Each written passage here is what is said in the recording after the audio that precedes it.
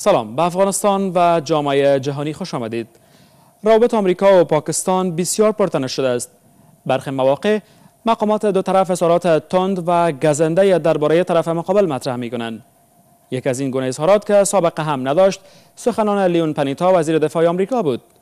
در واقع سخنان اخیر لیون پنیتا تندترین اظهارات یک مقام آمریکایی درباره پاکستان به شمار می‌رود. این در حال است که رابطه دو کشور از یک سال پیش سیر قهقرای خود را آغاز کرده است و در این مسیر حرکت می کند و اظهارات پنیتا نشان دهنده اوج این تنش است. از سوی دیگر شکست مذاکرات هیئت آمریکایی با مقامات پاکستانی برای بازگشایی مسیر تدارکاتی ناتو نیز نقطه عطف در رابطه دو کشور است.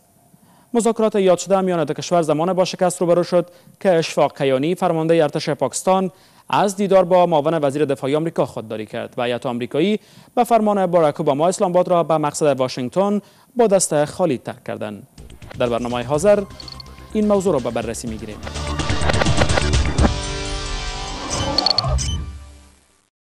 پانیتا از این سخن میگوید که صبر آمریکا دیگر تمام شده است و به پاکستان هشدار داد که اسلام آباد باید برای مقابله با ستیزجویان فعال در این کشور اقدام جدی صورت دهد و مانع از آن شود تا خاک این کشور به پناهگاه‌های امن برای آنان تبدیل نشود.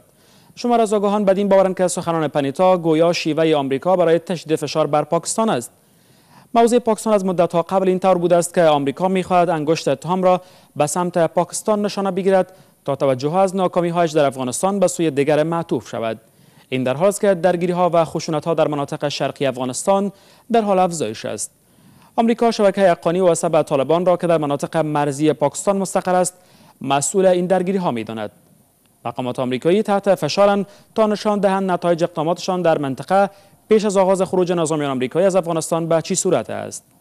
با این همه سوال این است که سخنان تند وزیر دفاع آمریکا با آدرس پاکستان چی پیام به سردمداران این کشور داشت؟